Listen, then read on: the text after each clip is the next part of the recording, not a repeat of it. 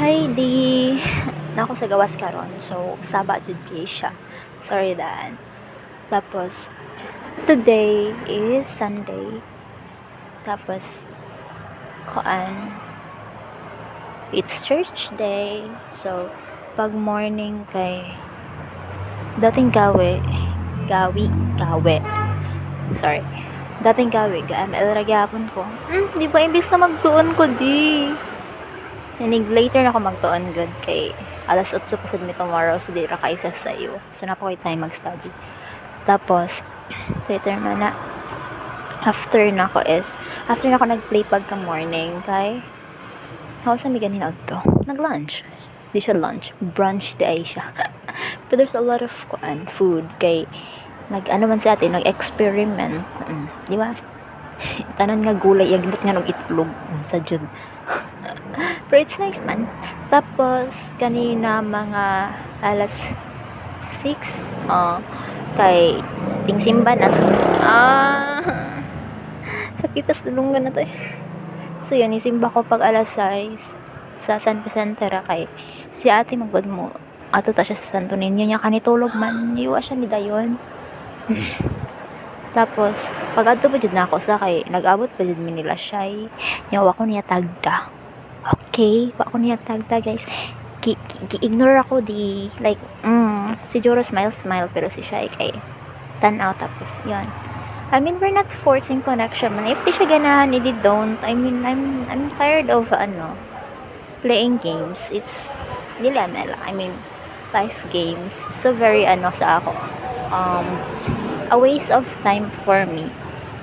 Tapos, yeah, like, siguro chatan siya na ako karong gabi for closure. Like, there's no need to be OA and everything. Oh, siya sa aba. But, very magod siya. Di ka na bang exciter man. I mean, I get it nga na-upset siya about sa wala ko nakiguban nila. I mean, dagko naman sad ka. Syempre, you know, your social relationship will be ma-change jud ka.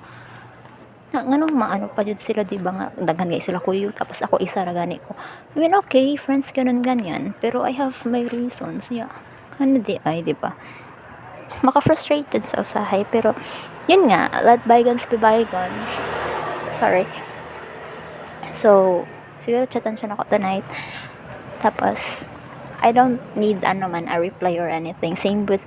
The same way nga ako ni chat ko nila ni Starla about what happened between us. So, siguro may nga tutod ko ni Shai later. Saba. Tapos, when I get inside na po after this one, kay mag-ano na sad ko, dula, syempre. Arlinda, sige na lang tagdula.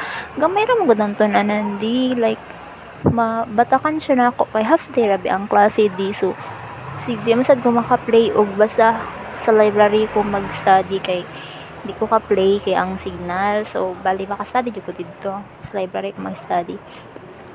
Tapos tomorrow is case study presentation day di yun nga need ko mag-study about sa ako part pero later na lang. I can manage man. Tapos di nag-post ko og content sa ako ang TikTok di kay lustrik na kay ko di yun